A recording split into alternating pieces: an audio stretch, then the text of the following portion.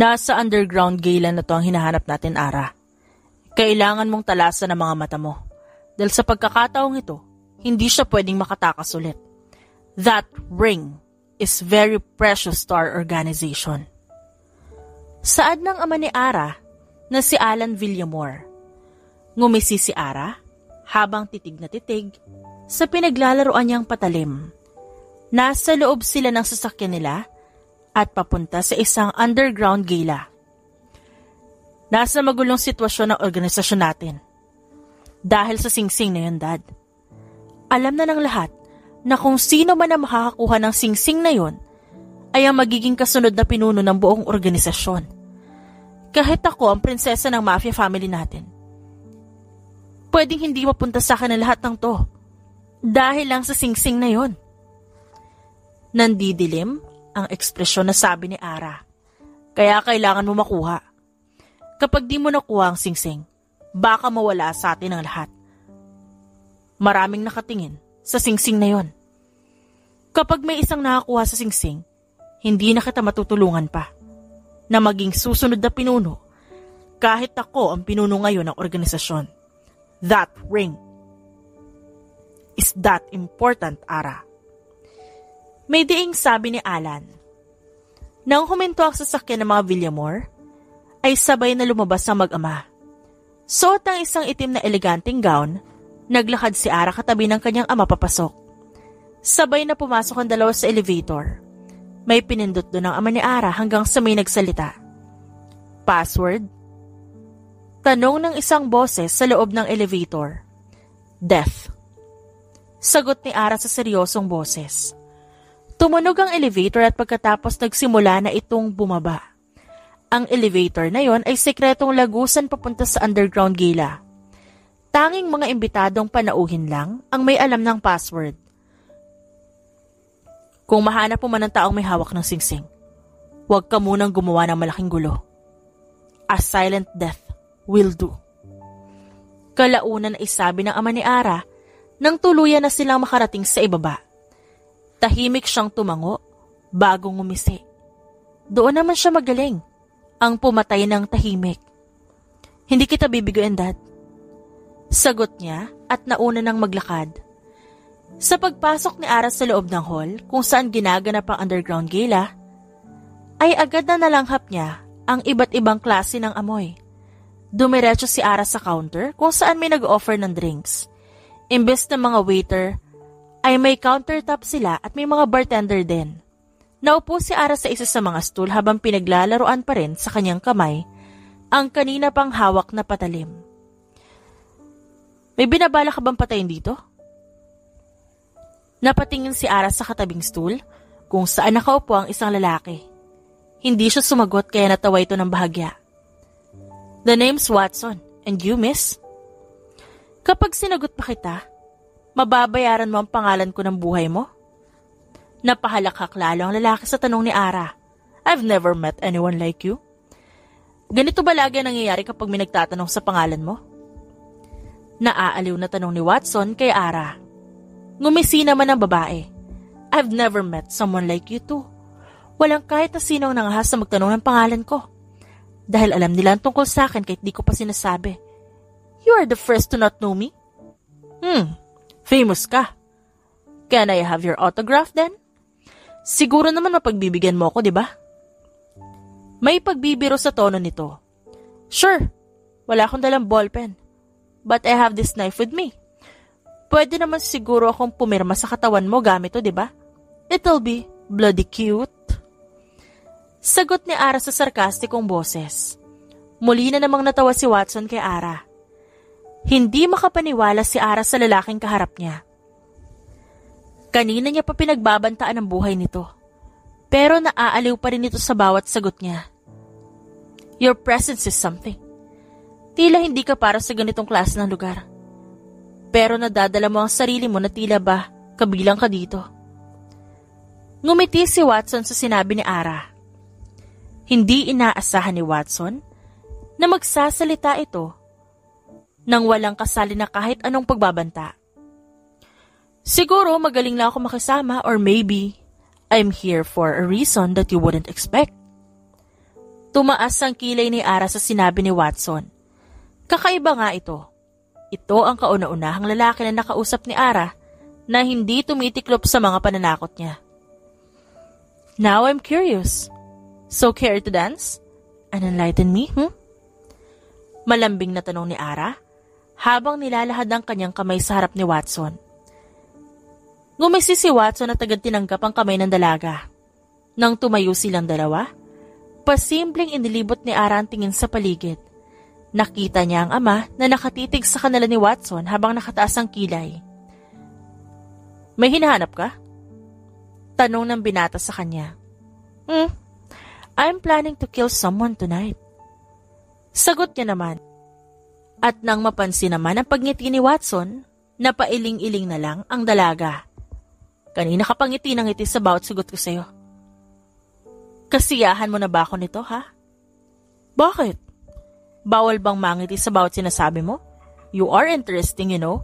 Palagi ka may sagot sa lahat. Nang nasa gitna na sila, idinantay ni Watson ang kamay niya sa bawat tagiliran ni Ara habang pumaikot naman ang kamay ni Ara sa leeg niya.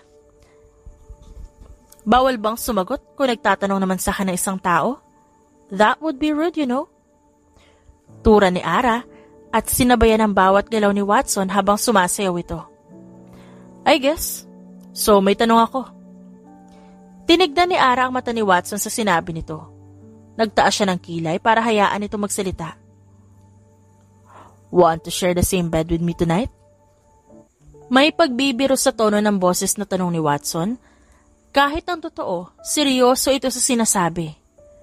Ngumisi si Ara at palaban na mas lalong nakipagtitigan sa lalaking kaharap niya.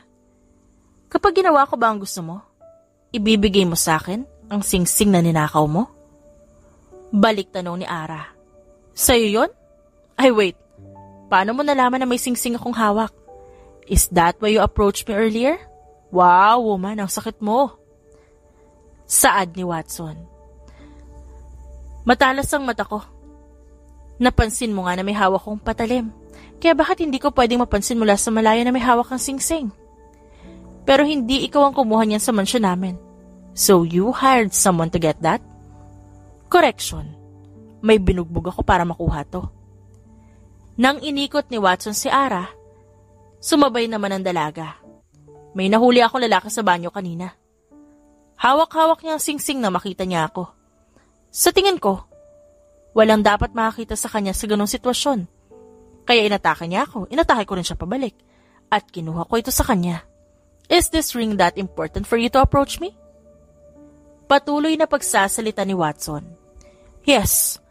At kung kaya may balik sa akin ang singsing na yan, pag-iisipan ko ang gusto mo. Kasinungalingan. Yun ang pinagsasabi ni Ara dahil kahit walang singsing, paniguradong sasama siya kay Watson. Hindi lasing si Ara pero nadadala siya sa bawat salita ng binata. It's yours then. Sagot ni Watson at bago pa matanto ni Ara ang sunod na gagawin ng binata, nailapit na nito ang mukha sa dalaga, kasabay ng pagsakop ni Watson sa labi ng babae. Pikit matang kinapaka pa ni Ara ang kama.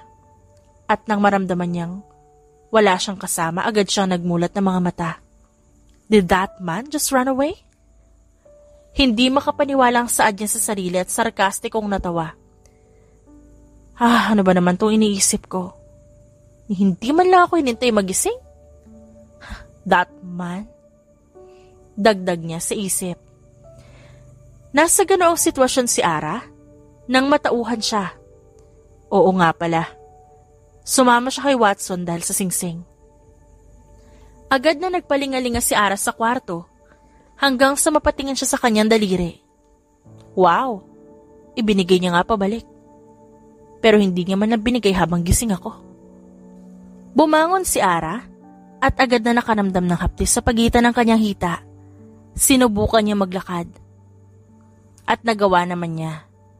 Dahil sanay nang masaktan sa mga misyon, sinubukan niyang hindi yun indahin at nagpunta na ng banyo.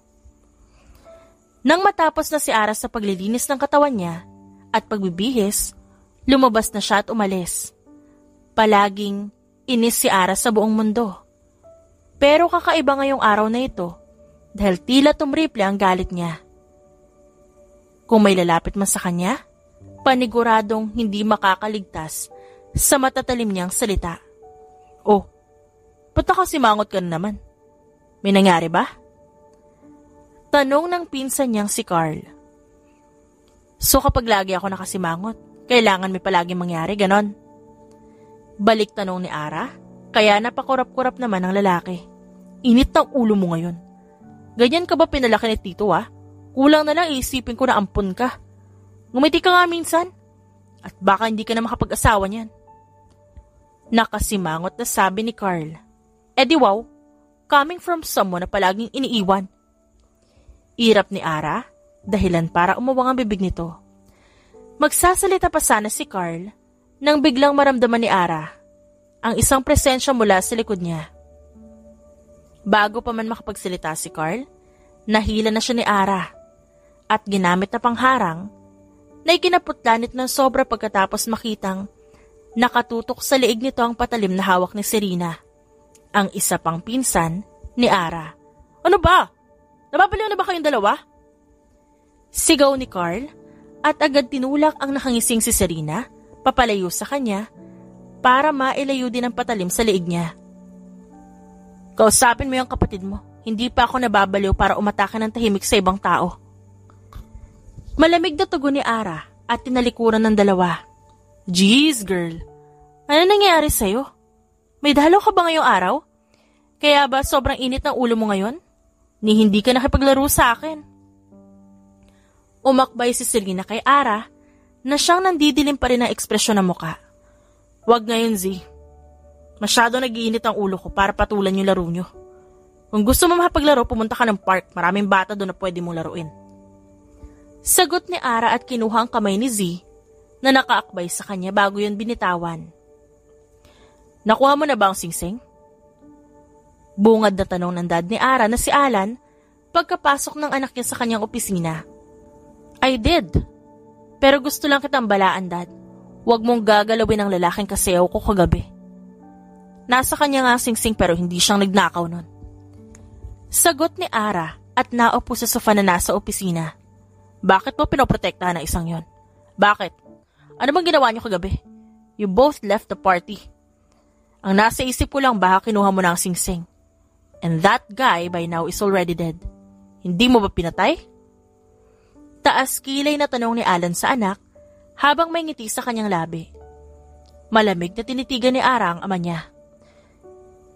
Kapag may nangyaring masama sa kanya, ikaw mananagot sa akin, Dad. Kahit na ikaw nagpalaki sa akin, sisirain ko lahat ng meron ka kapag ginalaw mo siya. Nagkakaintindihan ba tayo? May pagbabanta sa boses na siyang saad ni Ara. Ngumisi si Alan at maya-maya'y napahalakak. Akala ko hindi na darating pa ang araw na to. Finally, my daughter is into someone. Akala ko ay babae ang gusto mo. Kaya kahit kailan hindi ka nangingiti sa ibang lalaki. Buti na lang pala at ikaw ang kumuha mismo ng singsing. Kung hindi, baka hanggang pagtanda dalaga ka pa rin. Mapang-asar na sabi ni Alan. Umirap si Ara, umigting din ang kanyang panga nang maalala ang ginawa ni Watson sa kanya. Iniwan niya ako. Nawala siya pagkatapos ko magising. That guy is really something. Ni hindi man lang nagpaalam bago umalis? Ni hindi ako ginising? Oh, calm down, Tiger. Bago ka makabasag ng gamit ko dito sa opisina, pwede bang lumabas ka na? Alam mo mahal kita dahil ikaw lang nag-iisa kong anak. Pero hindi sapat yun na rason para hayaan kitang manira ng mga gamit ko. Mahal na mga yan, nak. Sa sinabi ng ama ni Ara na patayo ang dalaga, masama niyang tinitigan ng ama na napuno naman ng pagtataka ang muka. Sa bandang huli, umismid si Ara bago irapan ng ama na natawa lang sa ginawa ng dalaga. Hay nako mahal ko, iiwanan mo na nga lang ako ng anak tulad pa ng isang yon. Hindi ko alam kung saan nagmana at sobrang mainitin ang ulo. Iiling-iling na sabi ni Alan nang maiwan siya sa loob ng opisina niya. Hinaplos ni Alan ang litratong nasa mesa niya habang may ngiti sa kanyang labi.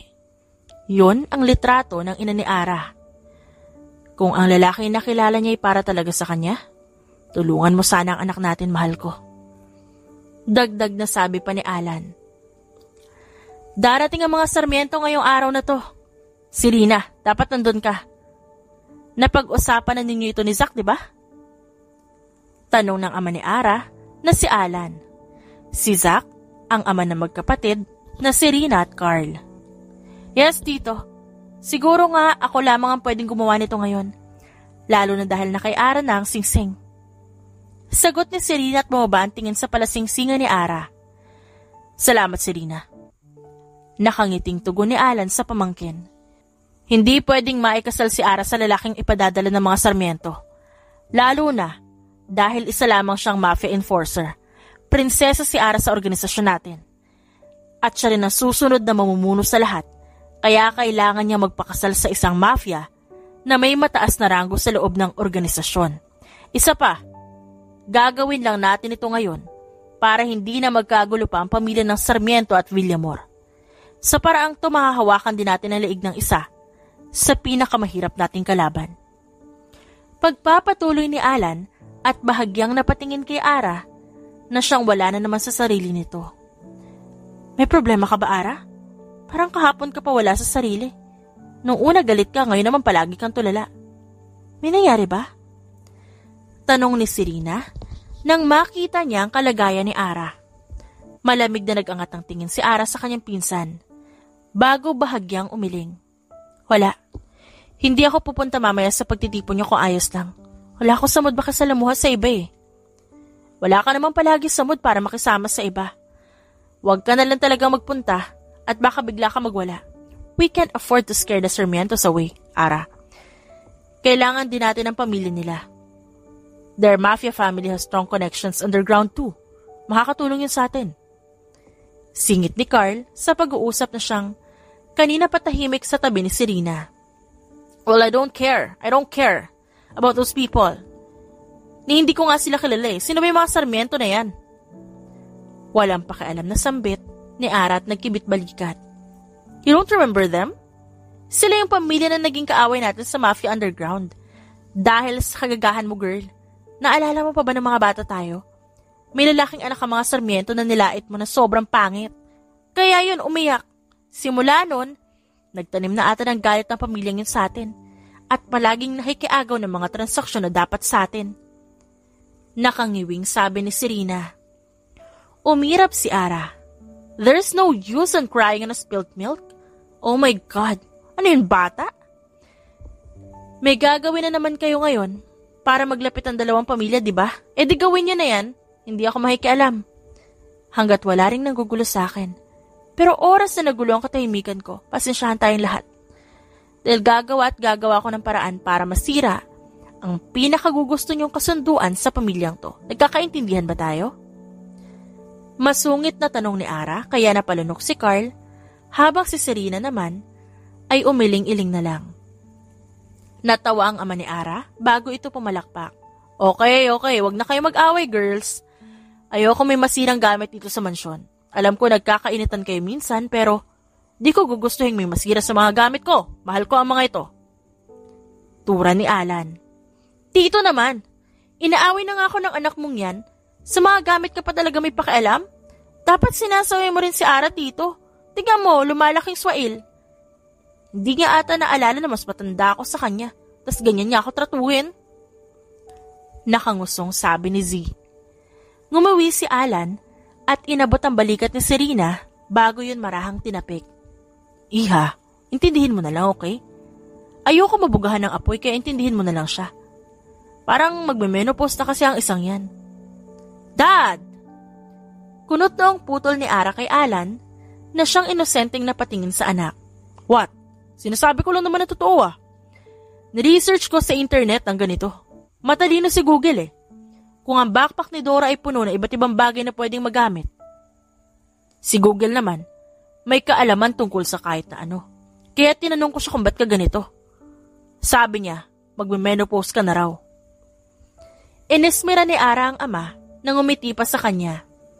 Whatever, Dad. Sa darating na Sabado, magpa-DNA test tayong dalawa. Baka kasi si Serena talaga ang anak mo at hindi ako. Saad ni Ara at tumayo na sa kinauupuan niya.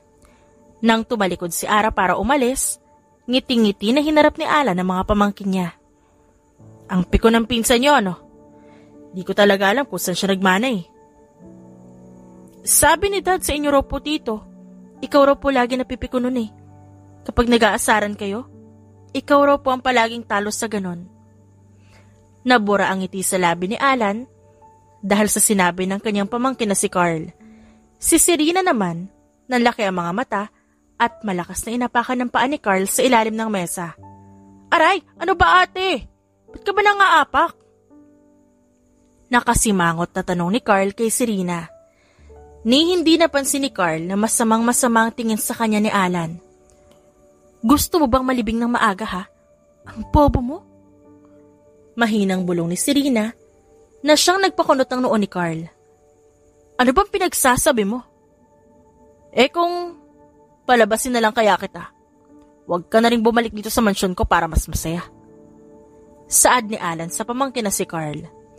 Natigilan si Carl sa sinabi ng kanyang tito Alan. Lalo na nang tumayo ito at umalis. Awang ang labing tinuro ni Carl ang kanyang tito. Ba't siya umalis? Napikon ba yun? Hindi makapaniwalang tanong ni Carl sa kanyang nakatatandang kapatid na napapasapo na lamang sa noon nito. Ikaw na bobo ka?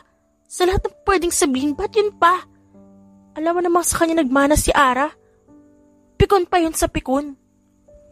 Gigil na saad ni Serena at kinurot ang kapatid na napaigik na lang. Di pikon nga siya. Nang muling kurutin ni Serena si Carl, natatawang tumayo ito at nagtatakbo palayo sa kanyang kapatid para iligtas ang sarili. Ito ang pamangkin ko si Serena. She'll be the bride. Pakilala ni Alan kay Serena na siyang malambing na ngumiti sa harap ng mga Sarmiento. Napakagandang bata. Akala ko ito ang anak mo, Alan. Puri ni Cian Sarmiento, ang pinuno ng mafia ng pamilya Sarmiento. Hindi ito ang anak ko, Cian. Wala rito at nasa itaas ng kanyang kwarto. Hindi mahilig sa mga ganong klaseng bagay ang anak ko. At baka kapag pinilit ko sa kanya na magpakasal, masira lahat ng gamit dito sa bahay ko. Masyadong mainitin ang ulo nun. Kaya napili ko si Serena bilang asawa ng anak mo. Sagot ni Alan at nakangiting tinignan ang binatang katabi ni Cian. Sumingkit ang mga mata ni Alan nang matanto na tila may kamukha ang binatang katabi ni Cian. Tila, nakita niya na ito kung saan paman. Ito ang anak ko si Watson. He's a mafia enforcer.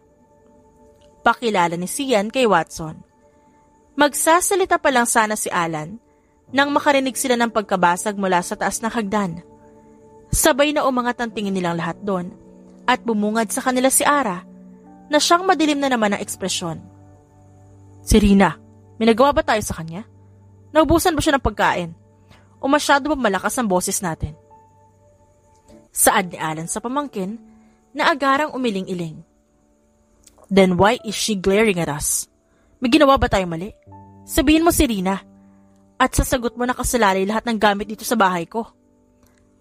Baka kapag hindi nakalma ang isang yan, maisipan niyang pumunta sa inyo. Baka basagin niya lahat ng gamit sa bahay niyo. Paniguradong iiyak si Zach. Nakangiwing bulong ni Alan. Nang dahan-dahang naglakad pababa si Ara, nanlaki ang mga mata ni Alan.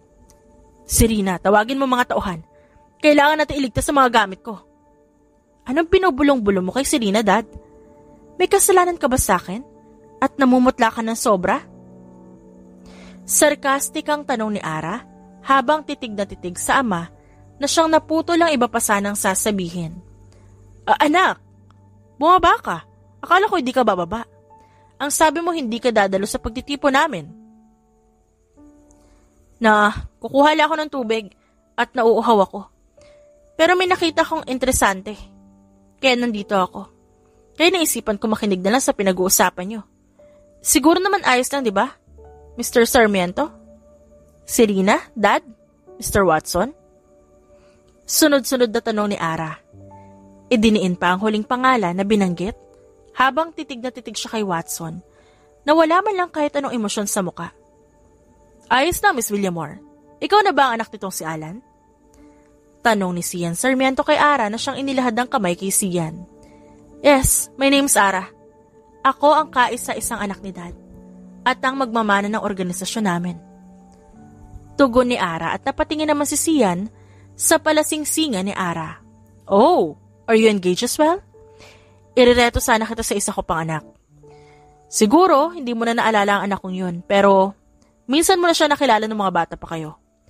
Kapag nakita mo siya ngayon, paniguradong magkakasundo kayong dalawa. You will like him for sure. At paniguradong magugustuhan ka rin niya. Noon pa man ikaw na ang babaeng hinahangaan ng bunso kong yun. Tura ni Sian na siyang ikinatawa ni Ara. Akala ni Sian nakuha niya na ang loob ni Ara dahil sa pagtawa nito. Ayoko ho sa iyakin. Tugon ni Ara na siyang ikinataka ni Sian. Ano sabi mo? Ano ibig mo sabihin? Ang ibig ko pong sabihin ayoko ho sa bunso niyong anak. I don't like men who cry so easily after being bullied back. Di ko nakakalimutan ng anak niyo, Mr. Sarmiento. Naalala ko pa kung paano niya ako sinubukang saktan nun. Kaya nilait ko siya and he cried. What a weak dumbass. Don't you think? Siya ang unang nanakit. Pero siyang umiyak na tila ba isang biktima. I don't tolerate those kind of assholes in my life. Mr. Sarmiento, baka kapag nilapit mo sa akin ang anak mo, hindi lang bugbog ang matanggap niya. Walang kaabog-abog na sagot ni Ara. Napakurap-kurap si Sian sa narinig niya at napatikim naman ang ama ni Ara na si Alan. Sorry. Wait, Dad. Ba't ka humihingi ng tawad? Huwag kang hihingi ng tawad sa kanila. Wala naman akong ginawang masama. Umupo na lang kayo at magsimula na kayo mag-usap para matapos na lahat ng to. Ayos lang, Alan. Naiintindihan ko ang anak mo. All those years, we didn't know that it was her little boy who actually bullied her first. Mabuti na lang din at nalinawan na kami tungkol sa bagay na yon. Huwag kang mag-alala pagka-uwi namin kakausapin ko ang anak ko para pagsabihan tungkol dito. Nakangiting sabi ni Sian. Hindi na lang nagsalita pa si Ara. Kahit hindi niya naman gustong kausapin nito ang anak nito. Wala nang pakialam si Ara sa nakaraan. Ngayon, ang mas may paki siya? Sa lalaking naka-one night stand niya na ikakasal pa ata sa pinsan niya si Serena. So, Mr. Watson, anong trabaho mo? Kaya mo bang buhayin tong pinsan ko? She's very high maintenance. Baka mahirapan ka sa kanya. Taas kilay na tura ni Ara habang titig na titig kay Watson. Isa ako mafia enforcer ng pamilya namin. Mataas naman ang sweldo ko. Marami akong ipon. Kaya paniguradong kakayanin kong alagaan ang pinsan mo kaya huwag kang mag-alala, miss. Umismid si Ara sa sinabi ni Watson. Hindi dahil sa trabaho nito at pera. Kung hindi dahil sa pagtawag nito sa kanya ng miss. Tapos nung gabing yun, panay ungol siya sa pangalan ko. Nasaan na hustisya? Naiinis na tanong ni Ara sa likod ng kanyang isipan. Pangit ba, Ara? Kanina mo pa ginigisi. Natatawang sabi ni Serena. Kaya napataas ang kilay niya na tinignan ng pinsan. Bakit? Pangit ba siya sa paningin mo? Kapag nagkamali ng sagot si Serena, ay talagang ihahampas ni Ara sa mukha ng pinsan ang unang bagay na mahahawakan niya. At walang pakialam si Ara kahit isang malaking vase pa yon. Hindi naman. May maibubuga naman ng physicality. Gwapo at makisig. Pakiramdam ko rin magaling siya makipaglaban. Sa tingin mo? Sumimangot si Ara sa narinig. Nagustuhan niya ang sagot nito, pero hindi niya gusto na pinupuri nito si Watson. Akmang magsasalita pa si Ara, nang tawagin ng ama niyang si Alan si Serena. Iha, dalhin mo muna sa kusina si Watson at nauuhaw daw. Bigla ay nagtaas ng kamay si Ara habang may ngiti sa kanyang labi. I'll do it, Dad. May gagawin daw si Serena ngayong araw na to, right, Serena? Saad ni Ara kay Serena na siyang umawang ang bibig pero sa bandang huli tumangutango. Matamis na ngumiti si Ara. Sa isipan niya, sobrang bait niyang tignan. Pero sa mga mata ng kaharap niya, tila may nakikita silang halimaw na handang lumamon ng buo sa biktima nito. Hindi niya ba gusto ang lalaking yung Serena? Bakit parang may binabalak na masamang pinsan mong yun? Takang tanong ni Alan kay Serena na yun ang nasa isipan. Hayaan mo na, tito. Kung di man magustuhan ni Ara si Watson, paniguradong may dahilan yun. Marami naman sigurong mga lalaki sa pamilya ng Sarmiento. Payag naman po ako sa ibang Sarmiento ako ikakasal At hindi sa Watson na yun. Mahinahon na sabi ni Serena at may ngiti sa labing tinitigan ng daan papunta sa kusina. Pumayag ka? Malamig na tanong ni Ara kay Watson na siyang nakasunod sa kanya. Marahas na nilingon ni Ara ang binata nang hindi ito magsalita. I'm asking you. Pumayag ka sa kasal na to? Pagkatapos may mangyari sa ating dalawa? May diing bulong ni Ara kay Watson upang hindi marinig ng ibang pinag-uusapan nila. Kinakailangan mangyari ang kasal na to upang maging magkaalyansa ang pamilya natin, miss. Oh, shut up. Pwede bang tigilan mo ako katatawag sa akin ng ganyan? Bumuntong hininga si Watson. Hindi niya alam kung anong sasabihin para kumalma ang babaeng kaharap niya. Ang Ara na nakilala niya nung gabing yun, mapaglaro at magaan ang aura. Pero ang kaharap niya ngayon ay sobrang delikado. Kapag nagkamali siya sa harap nito, paniguradong sasabog ang babae. Look, I'm sorry, pero kailangan kong pakasalan ng pinsan mo. Nangako na ako sa mga Sarmiento na magpapakasal ako sa pinsan mo para sa alyansang gusto nila. Kapag di ko to ginawa, baka magkagulo lang. Paliwanag ni Watson sa mahinahong boses pero inismiran lang siya ni Ara. Chaos, my ass. Akin ka, Watson. Wala iba nagmamay-ari sa'yo kundi ako. Hindi ako papayag na mapunta ka sa pinsan ko, naintindihan mo ba? Nandidilim ang ekspresyon na tanong ni Ara kay Watson na nagitla sa sinabi niya. Anong? Hindi mo man lang ba iniisip ang ibang tao? Ang pamilya mo? Kapag ginawa mo to, baka magalit sila sa'yo. Ni hindi mo man lang ba naisip ang bagay na yan? So what? Isa rin naman akong Villamor, Watson. Kung gusto mo magpakasal, sa akin mo gawin yon. Sa akin. May diin sa bawat salitang bigkas ni Ara. Tumingkayad si Ara at inabot ang kanyang kamay sa leeg ni Watson. Bago pa makaatras si Watson papalayo, nahuli na ni Ara ang labi ng binata. Gustong magpumiglas ni Watson, pero sa paglapat pa lang ng labi ni Ara sa labi niya, muling naalala niya ang nangyari sa kanila nung gabing yun. Kung paano naglumikot ang kanyang kamay sa katawan ni Ara. Kung paano niya kinailangan ng sobra ang dalaga nung gabing yun. Malito. Giit ni Watson. At mabilis na tinulak si Ara papalayo na matauhan siya. Yet, you answered my kisses? Nakangising sabi ng babae. Don't worry, Watson. Hindi rin magtatagal magiging akin ka. Wala kang magagawa kung hindi maging akin. I won't marry anyone unless it's you. I'm going to meet you at the altar. Marahang hinaplos ni Ara ang panga ni Watson at agad namang iniwas ni Watson ang mukha niya sa kamay ng babae na siyang natawa lang. Naglakad si Ara palayo sa binata para kumuha ng baso. Pagkatapos kumuha siya ng malamig na tubig sa refrigerator at binigay yon kay Watson. Inom ka muna. Para kasing nagiinit ng sobrang katawan mo. Pang-aasam ng dalaga sa binata na umigting ang panga. Nang tanggapin ni Watson ang baso ng tubig, mabilis na tumalikod si Ara para umalis ng kusina. Sa paglabas niya bumungad sa kanyang pinsan si Carl na nakanganga ang bibig. Itiko mo ang bibig mo, Carl. Kapag may kumalat at chismis tungkol sa aming dalawa, sisiguraduhin ko hindi ka makakalabas ng bahay na to ng buhay. Naintindihan mo ba? May pagbabantang tanong ni Ara sa pinsan na siyang napalunok. You seriously like that guy? Mahinang tanong ni Carl sa kanya. Ngumisi si Ara at inakbayan ng pinsan. Lalaki ko yon. Kaya kailangan mo maghanda at baka umiyak ang ate mo. I might steal my man away from her. Bulong ni Ara sa tenga ni Carl. Nasa ganoong sitwasyon ng dalawa nang lumabas mula sa kusina si Watson. Agad nagtaas ng kilay si Ara habang may ngisi sa kanyang labi nang dumapo ang tingin ni Watson sa dalawa. May bala ka bang ilibing ako na maaga, Ara? Saad ni Carl sa pinsan niya.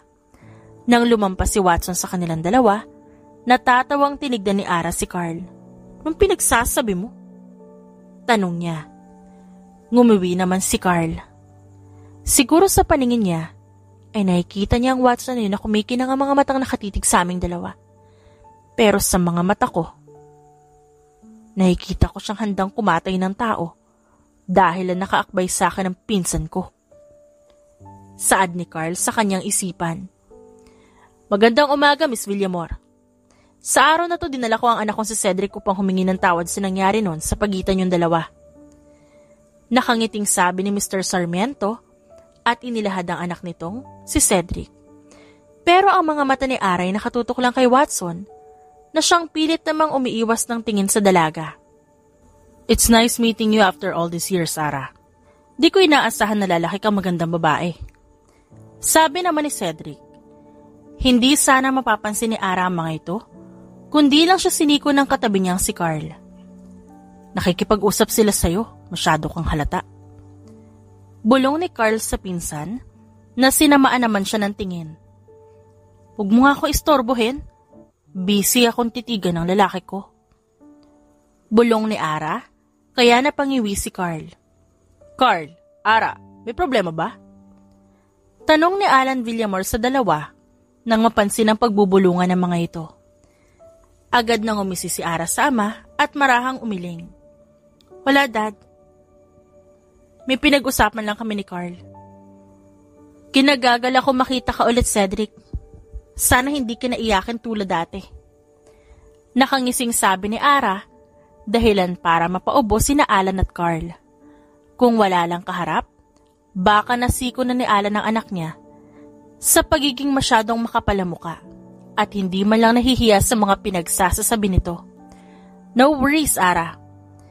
Ako na ngayon ang nagpapayak sa mga babae dahil sa sarap. Napaismid si Ara at bahagyang tumawa. Really? Akala ko ay umiiyak sila dahil hindi nila kaya makontento sa binibigay mo. Balik ni Ara, bago nakakainsultong bumaba ang tingin sa pants ni Cedric. Napaubo ang lahat maliban kay Watson na madilim ang tingin kay Ara. Hindi naman yan pinansin ng babae dahil abala siyang asarin ang aroganting bunso ng mga Sarmiento. Hay nako, pumasok na muna tayo at baka nangangalay na kayong tumayo dito sa labas. Peking tawa ni Alan at agad pinapasok ang mga bisita. Nang makapasok na ang lahat, ay agad nagtipon-tipon sina Alan, Sian at Watson. Habang si Cedric naman, agad na dumiretso kay Ara na nakataas agad ang kilay sa binata. Ara. Malambing na tawag ni Cedric sa kanya. What? Bored na tanong ni Ara dito. Free ka ba sa susunod na Sabado? I'd like to ask you out that day. Swabing saad ni Cedric na ikinangisi ni Ara. No thanks. Marami kasi akong gagawin at isa pa I'm so busy to go out. Agad na nabura ang ngiti sa labi ni Cedric dahil sa sagot sa kanya ni Ara. How about I buy you a drink? May alam akong cafe na nagbebenta ng masasarap na drinks. You love it there. Sabi na naman ni Cedric. At ang kumpiyansa nito ay bumaba ng konti. Mabilis na napangiti si Ara sa sinabi ng lalaki. Kaya akala ni Cedric, pumayag na rin ito sa wakas. I don't want to. Pero pwede mo ibigay sa akin ng pera, tatanggapin ko. Sabay lahad ni Ara ng palad niya sa harap ni Cedric na biglang naubo. Kalaunan, napailing-iling na lang si Cedric. Hindi siya makapaniwala na wala ni isa sa mga banat niyang nakarating kay Ara, ni hindi man lang kumurap ang dalaga habang tinatanggihan siya. Bakit mo ba ako palaging tinutulak? Takang-taka na tanong ni Cedric. Oh? Hindi man lang ba pumasok sa isipan mo na baka hindi lang talaga kita gusto? Sarkastikong tanong ni Ara, ibinaba na ang kamay niyang nakalahad kani-kanina lang. Hindi agad nakaimik si Cedric at napakurap-kurap pa. No? May pag-aalinlangan na sagot nito. Well, you should consider it. Malditang sagot ng babae at inirapan ng lalaki na umalis siya sa harap nito. Bago pa tuluyang makaalis si Ara, hinila ni Cedric ang palapulsuhan niya. Masama ang tinging ibinaling ni Ara kay Cedric. Sa tingin ko, kaya talaga kitang pasayahin, Ara. Bigyan mo lang ako ng chance. Puno ng pagsusumamong sabi ni Cedric. Bakit? Aalis ka na ba? Tanong pabalik ni Ara. Napuno ng pagtataka ang mukha ni Cedric kaya ngumisi si Ara bago dahan-dahan na inalis ang kamay nito sa pulsuhan niya. Kung aalis ka na, baka nga kaya mo akong pasehin. Seeing your face makes me want to puke. Dagdag ni Ara bago tuluyan ng umalis. Mas lalong nandilim ang kanyang ekspresyon. Hindi siya makapaniwalang nakuha pa ng Cedric na yung nakausapin siya. Ang kapal-kapal ng muka. Hindi naman mapagtanim ng galit si Ara. Pero hindi siya natatahimik kapag nakikita niya si Cedric na sobrang gago nito sa mga mata niya. Ara! Hindi narinig ni Ara ang pagtawag ni Carl sa kanya at dire-diretso lang ang lakad niya hanggang sa kusina. Nang makarating ang dalaga doon, malakas niyang sinipa ang refrigerator at naglikayo ng malakas na ingay. Bisit na gago! Pag lumapit pa siya sa akin, talagang ililibing ko siya ng buhay. Wala akong pake kung Sarmiento pa siya. Isa rin naman akong Villamor. Hey! Nagpanting ang tenga ni Ara sa narinig. Agad niyang niligon si Watson at binigyan ng matamis na ngiti. Hi! You finally looking for me? Miss mo ko? Parang wala lang na tanong ni Ara. Agarang nabura ang galit sa mga mata niya. Pero kahit ganon, ramdam ni Watson ang madilim na aurang nakapalibot sa babae. Di naman. Gusto ko sana ng tubig na uhaw ako. Sang tubig? Galing sa ref o sa bibig ko? May pagbibirong tanong ni Ara na siyang nakapagpaawang sa bibig ni Watson. Sa refrigerator. Mabilis na sagot ni Watson nang matauhan ito. OA mo ha, pwede mo namang sabihin sa bibig ko. Handang-handa akong halikan ka. Tapos, may lakas ka pang tanggihan ako? I'm hurt. Sarkastikong sabi ni Ara at kumuha ng baso para ikuha ito ng tubig. Bubuksan pa lang sana ni Ara ang refrigerator nang itulak yun ni Watson pasara at bigla ay nabitawan ni Ara ang basong hawak niya nang walang sali-salitang sakupin ni Watson ang mga labi niya. Ara, ayos ka lang ba? Mabilis na napahiwalay si Watson kay Ara nang marinig nila ang boses ni Alan Villamor. Sinilip ni Ara ang dad niya na bakas sa mukha ang pag-aalala. Ayos lang ako, dad. Nang hingi lang ako kay Mr. Watson ng tubig. Kasi nabitawan ko yung baso. See? Walang galos. Nakangiting sabi ni Ara sa dad niya na agad nakahinga ng maluwag. Sa sala na lang kayo. Mag-uutos na lang ako ng tauhan para sa baso ng tubig ni Watson. At Ara, pwede ba kumalma ka muna at huwag ka magalit sa mga Sarmiento? Pakiusap ni Alan sa anak na siyang ngumuso at umangat ng tingin kay Watson na pinagtaasan siya ng kilay. Fine, Dad. Basta, hindi mo ihaharap sa akin si Cedric ah. I'd rather let Mr. Watson humor me. Ngisi ni Ara na siyang ikinaubo ni Alan. Anong, ikaw bata ka ah? Baka pahirapan mo lang yan si Watson kapag nalaman ni Serena na pinapasakit mo ang ulo ng fiancé niya. Paniguradong maiinis yun. Iiling-iling na sabi ni Alan. Mas lalong umuso si Ara. Muling inangat ni Ara ang tingin kay Watson at bahagyaring itinaas ang kilay para hamunin ng lalaki. Sa huli, lumunok si Watson bago ilipat ang tingin sa ama ni Ara. Ayos lang, sir. Sa tingin ko naman magkakasundo kaming dalawa ni Miss Villamor. Hindi niya pa naman po ako pinagbubuhatan ng kamay. Ay nako, huwag kang maghintay na dumating ang araw na yan. At paniguradong bugbog sarado ang dating mo. Pagputol agad ni Alan kay Watson na siyang ikinatawa ni Ara. At huwag kang tatawa-tawa riyan, Ara, kilala kita. Alam ko masyado mong kinakaya-kaya mga lalaki. Pero hindi ibig sabihin nun papayagan kita palagi. Ang paranoid mo naman, Dad. Wala akong gagawin kay Mr. Watson. Sabi ko naman sa'yo, di ba? Kakalma ako ngayong araw, di ba? Kailan ko ba sinira ang pangako ko? Nung sinabi mong hindi ka maninira ng gamit dito sa bahay. Pero nagalit ka lang sa isa sa mga tauhan natin?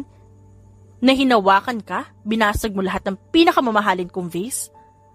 Ayos lang sana kung normal na basag lang. Pero nabasag yun dahil hinampas mo sa ulo niya. Problemadong sabi ng ama ni Ara. Whatever, Dad. Basta, akin si Mr. Watson ngayong araw na to. Kapag may nangahas na umagaw sa kanya sa akin, babalian ko ng buto. Kaya pagsabihan mo lahat, Dad, dahil baka sumabog na naman ang bulkan na pilit mong pinapakalma. Agarang tumalikod si Ara para umalis. Sumunod naman agad si Watson na yumukod pa sa harap ni Alan para magpaalam. Hindi ko na talaga alam ang gagawin ko sa isang yun.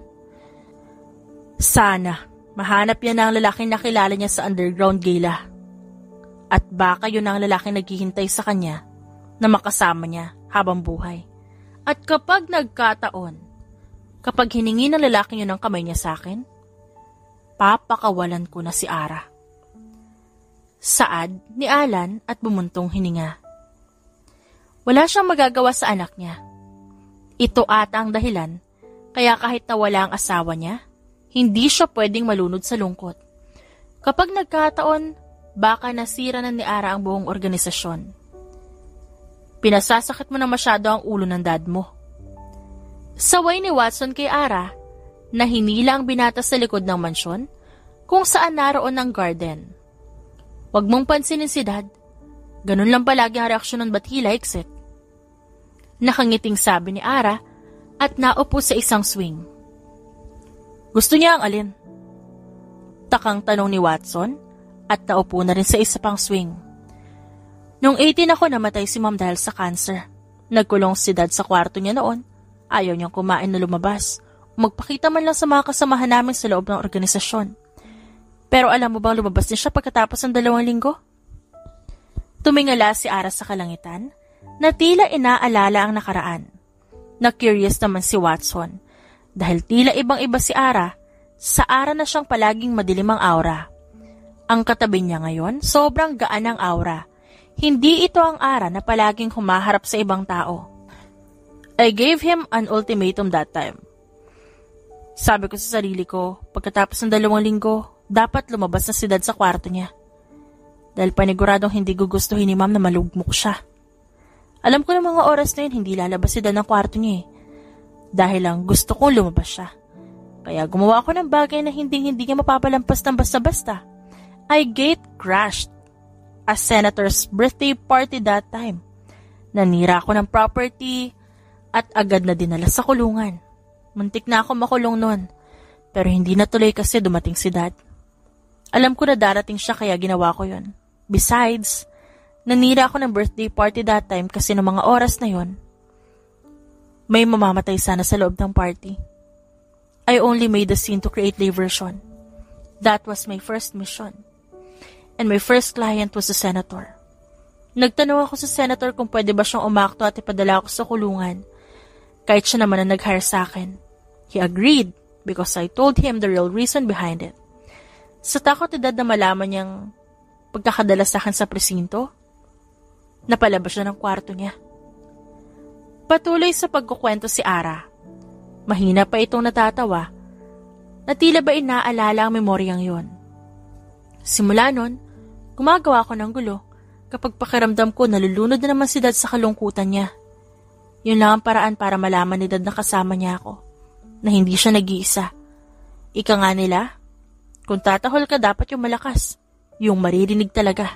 I did bark louder, and it was enough to save my dad from depression. Nagkibit balikat si Ara. Pagkatapos nilingon si Watson, na punong-puno ng paghangang nakatitig sa kanya. Ba't ganyan ka tumitig? Natatawang tanong ni Ara sa lalaki. I just realized how both you and your dad have similarities. Pareho kayo mahilig magtago ng nararamdaman nyo at magpeke ng nararamdaman at iaakto sa harapan ng ibang tao. Pero pareho ring mabubuti ang puso nyo. Napaawang ang labi ni Ara sa sagot ni Watson. Pagkatapos napahalakhak siya. Anong pinagsasabi mo? Parang tanga. Nahulog ka na ba sa akin, ha? Naiiling natura ni Ara at nag-iwas ng tingin. Bakit? Sa tingin mo ba? Malabong mahulog ako sa'yo? Tanong din ni Watson. Mabilis na napalingon si Ara pabalik sa binata na siyang seryosong tumitig sa kanya. I'm mad at you. Pero hindi ko rin kaya magalit sa'yo na matagal. Dahil oo, mahal kita. Mahal kita, Ara. Kahit gustong gusto ko magalit sa'yo na sobra. Laglagan pa nga ni Ara sa ginawang pag-amin ng binata. Sinungaling. Mahinang saad niya at napatayo. Nagtatakang nagangat ng tingin si Watson kay Ara. Mahal mo ko, pero iniwan mo ako noong araw na yon. Nagising ako nang wala ka sa tabi ko, Watson. Sana nga hindi ka nalang nag-iwan ng damit. Kung iiwan mo rin lang naman ako, tapos ano? Makikita ulit kita at kalaban ka pa namin.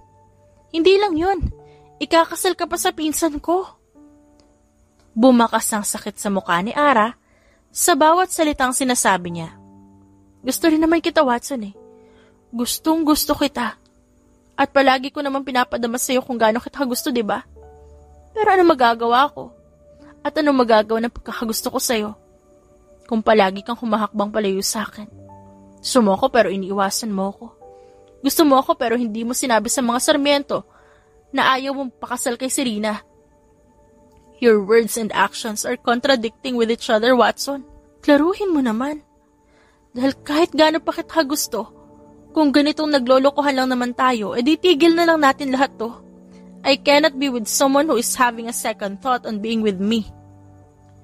Sunod-sunod na sabi ni Ara. Kahit nasasaktan din ito sa sinasabi niya. Umiling-iling si Watson. Hindi sa ganun yun, Ara. I really do love you. At hindi kita iniwan ng araw na yun. Nag-iwan ako ng damit para sa'yo. Dahil gusto kong makasama ka pa. I went downstairs to buy food for us. Nagpaluto ako. Dahil hindi ko alam mo kung anong gugustuhin mong kainin. Kaya ako mismo ang bumaba at nag-utos na gagawin. Nung bumalik ako sa kwarto, wala ka na. I didn't want to marry your cousin either. Pero nung nawala ka sa kwarto, nagalit ako sa'yo. Kaya ginusto kong gumanti sa'yo. Gusto ko ipakita na kahit iwan mo ko, may babae pa rin kayang pakisamahan ako. But then I realized, it's a childish thing to do. I still have feelings for you. At di yun mababago dahil lang galit ako. Doon ko sinubukang kausapin si Dad pero hindi siya nakinig sa akin. Nahihiyang nag-iwas si Watson ng tingin kay Ara na siyang nagtaka sa inaakto ng binata. Anak lang ako sa labas. Dad just gave me mercy. That's why I was able to leave as a Sarmiento. Pero kung papipiliin, hindi niya gugustuhin na kasali ako sa pamilya nila. I'm just a mere mafia enforcer. Dahil hindi niya ako kaya ipakilala na isa ring pwedeng magmana ng kanyang organisasyon.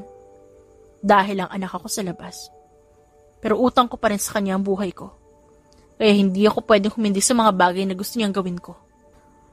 Umawang ang labi ni Ara sa gulat at ngayon na pinakatitigan niya ng sobra ang mukha ni Watson. May napansin siyang tila maliit na pasa sa gilid ng labi nito. Panay titig si Ara sa mga mata ni Watson kanina para hulihin ang tingin nito kaya hindi niya napansin yon. Ano nangyari sa pisngi mo? Napangiwi si Watson kaya tumalim ang titig ni Ara sa binata. Marahang pinunasan ni Ara ang parting yon at natanto na tinabunan ng concealer at foundation ang pasa ni Watson. Ano nangyari dito? Kung di ka sasagot, kalimutan mo na lang ako. Ayoko sa lalaki naglilihim sa akin. Dad and I just fought. Nasuntok niya ako dahil pinagpipilitan ko ang gusto ko. Ano bang gusto mo? Nag-angat si Watson ng tingin kay Ara. Ang hindi makasal kay Serena. Hindi ko masabi kay Dad na ang babaeng tinitibok ng puso ko ay ikaw. Ikaw ang gusto kong pakasalan at hindi ang pinsan mo. Sinserong sagot ni Watson. Mr. Sarmiento. Tawag ni Ara kay Sian Sarmiento na siyang napalingon sa babae. Napakurap-kurap ang lahat ng kasama ni Sian lalo na ito. Nang makitang hawak-hawak ni Ara ang mga kamay ni Watson. Ano nangyari? Naguguluhang tanong ng mga Sarmiento. Lalong-lalo na ni Cedric. Bakit kayo magkahawak ng kamay? Hindi na ba makapaglakad yan si Watson kaya nagpapahawak? Ha? Hindi ka nahulog sa patibong ko, pero nahulog ka sa patibong niya? Sarkastikong dagdag pa nito. Napaismid si Ara at tumawa din ng sarkastika dahilan para mapakurap-kurap si Cedric. Ang bobo mo rin talaga, no? Tapos nagtataka ka kung ba't di kita gusto? Masyado kang arogante. Pero wala ka namang magandang aspeto na pwede mo ipagmalaki sa akin. And excuse me? Nahulog ako sa patibong ni Watson pero hindi sa'yo? Hindi mo man lang ba talaga naisip na masyado ako matalino para mahulog sa patibong mo? I know how to choose my man well, Cedric. At sa nakikita ko, hindi ikaw ang lalaking pwedeng maitabi sa akin. At bago pa matanto ng iba ang gagawin ni Ara, nakabunot na ang dalaga ng patalim, bago yon binato sa direksyon ni Cedric na siyang nagulat. Kung hindi lang mabilis ang galaw ni Alan Villamor para pigilan ang patalim, ay baka namatay na si Cedric. At huwag kang bastos. Mas bata ka, kaya tawagin mo si Watson na kuya. Ara, ano to? Naguguluhang tanong ni Alan sa anak niya. Nananatili pa rin kalmado sa kabila ng ginawa ni Ara kay Cedric. Isa ka rin, Dad. Hindi mo ba talaga nakikilala tong lalaking to? Hindi makapaniwalang tanong ni Ara sa kanyang ama habang turo-turo si Watson na hindi alam kung anong gagawin sa nangyayari sa paligid niya. Tumitig naman si Alan kay Watson at napakurap-kurap. Ano ba nangyayari, Watson? Kagagawan mo ba to? Malamig na tanong ni Sian Sarmiento.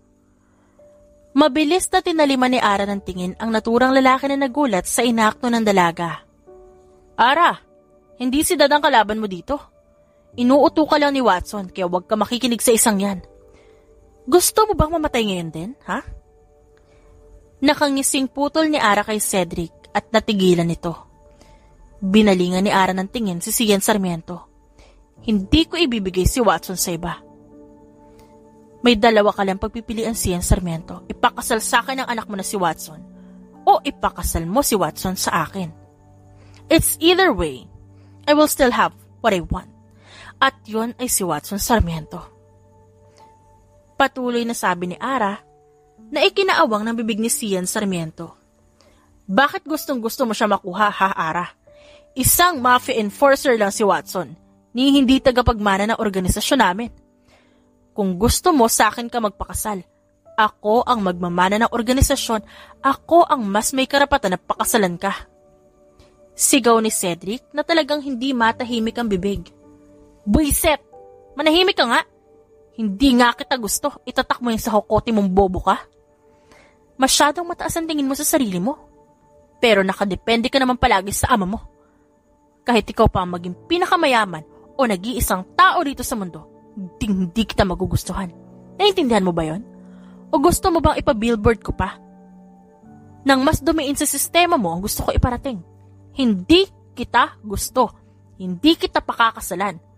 Wala akong balak na maging sayo, Cedric Sarmiento, dahil nag-iisang Sarmiento na gusto ko ay si Watson lang. At kahit hindi siya maging isang Sarmiento, gugustuhin ko pa rin siya makasama. Hindi ikaw o kahit sinong lalaki pa sa buong mundo. Seryosong saad ni Ara at kitang-kita ang galit sa kanyang mga mata. Lalong-lalo na ang ama niya na si Alan. Hindi kailanman nagkagusto si Ara sa mga lalaki. Masyado itong mailap. At ang tanging lalaki na nakalapit dito ay ang lalaking. Mabilis na nanlaki ang mga mata ni Alan Villamor nang may matanto. Agad na naturo ni Alan si Watson na siyang nagulat din. Ikaw! Nagtaka si Sian Sarmiento sa inakto ni Alan. Si Cedric ay napangisi. Inaakalang gustong ipalayo ni Alan ang bastardo niyang kapatid na si Watson at ang anak nitong si Ara. Finally! Kaya pala, di ko naisip ang bagay na to. Natatawang dagdig ni Alan bago lumapit kay Watson para tapikin ang balikat. Tito, ano nangyayari sa'yo?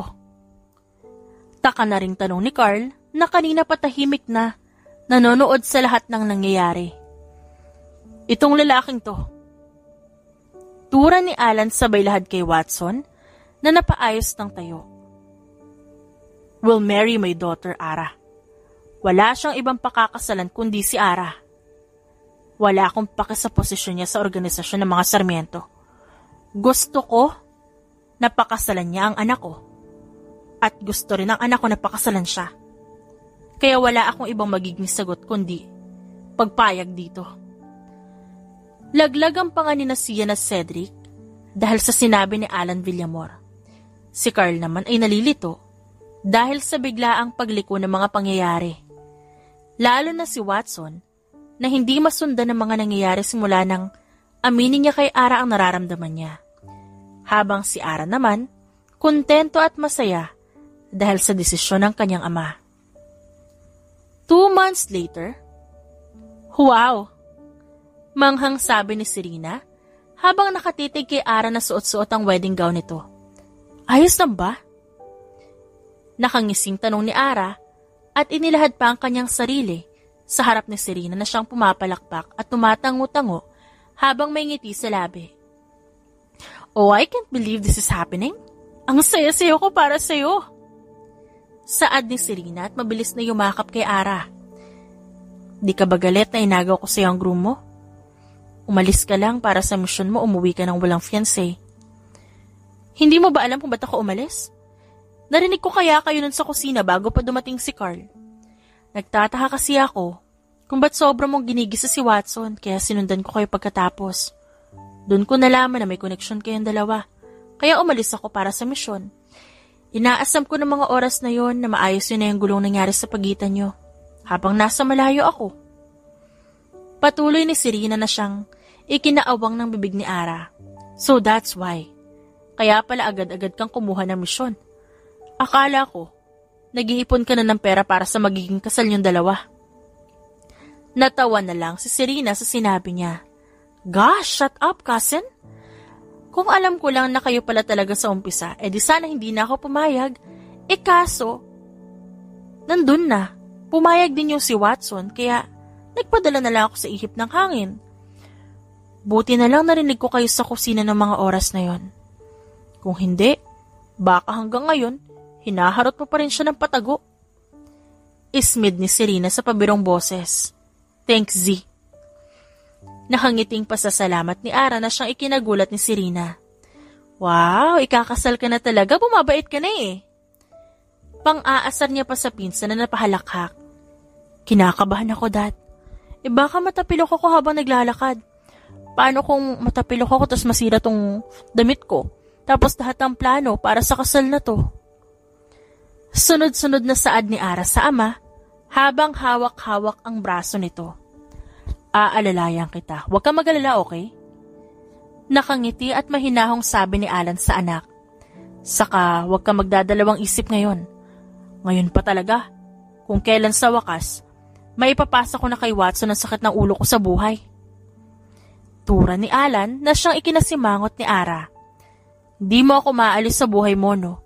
Kapag nalaman ko naglulungkot-lungkutan ka na naman at nagkukulang sa kwarto mo, gagaw ulit ako ng gulo.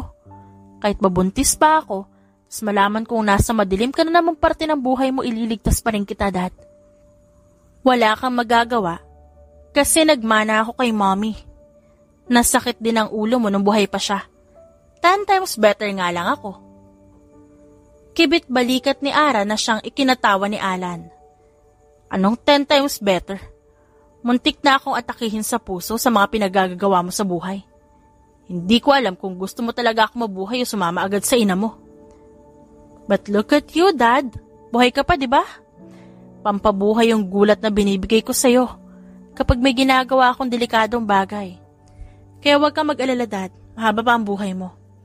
Marami ka pa makikita ng mga bagay na pwede mong ikagulat. Kapag nangyari yon, magte-thank you ka na lang sa akin. Tinapik pa ni Ara ang balikat ng ama na natawa. Nasa ganoon silang sitwasyon nang bumukas ang pinto ng hall kung saan gaganapin ang kasal ni Watson at Ara. Humigpit ang kapit ni Ara sa ama na siyang napangiti sa ginawa niya. Noon ay palaging si Alan ang kumakapit sa anak simula nang mawala ang asawa niya. Pero sa pagkakataong ito, si Ara ang kumakapit sa kanya. Bilisan mo, naghihintay na mapapangasawa mo. Bulong ni Alan sa anak na tumingala sa kanya. Nangingilid ang luha sa mga mata ni Ara, dahilan para matawa si Alan. Doon na pagtanto ni Alan na kahit kailan, hindi niya nakitang umiyak si Ara simula nang mawala ang ina nito. Sumikip ang dibdib ni Alan at taimtim siyang nagpapasalamat dahil sa pagkakataong ito, may makakasama na rin sa wakas si Ara kung malugmok man ito sa lungkot. I love you, Dad. Thank you sa lahat-lahat ng bagay na ginawa mo sa amin ni Mom. Mahal na mahal din kita, anak. Salamat din. Dahil inakay mo ko nung naiwan ako mag-isa sa daan. Nang makarating sila sa harap, kung saan naghihintay si Watson, binigyan ni Alan ng halik sa noo ang kanyang anak. Nagmano din kay Alan si Watson. Alagaan mo ang anak ko. Kapag napagod ka, intindihin mo na lang. Huwag mo na ibabalik sa akin para hindi na sumakit ang ulo ko, naintindihan mo ba? Paalala ni Alan kay Watson. Tumawa naman ang binata at napairap naman ang babae. Yes. Yes, sir. I will never get tired of your daughter. Siya ang kasiyahan ko, kaya gagawin ko lahat para sa kanya. Nang abutin ni Watson ang kamay ni Ara, agad nilang pinagsiklop ang kanilang kamay. Hi! Bati ni Ara kay Watson na siyang ngumiti. Ang ganda mo. Bati pabalik ni Watson na siyang ikinahalakak ni Ara. Talaga lang ha? Tapos iniiwasan mo ko nun. Nasa naman ang hustisya dun? Sorry na. Ang ganda mo ngayon, pwedeng pakis? Mamaya na. Umirap naman ang babae. Gumanti rin ang irap ng pabiro si Watson. Pasalamat ka talaga na mahal kita. Naiiling na saad ni Ara. Mahal na mahal din naman kita kaya patas lang. So, let's get married? Tanong ni Watson. Yes, let's get married. Sabay na naglakad ang dalawa patungo sa harap kung saan naroon na magkakasal sa kanilang dalawa. From a one hot night with the enemy to actually walking towards the enemy while wearing a wedding gown. Magkahawak kamay na naglakad sina Watson at Ara upang harapin ang bagong buhay na inilahad sa kanila ng tadhana. The End.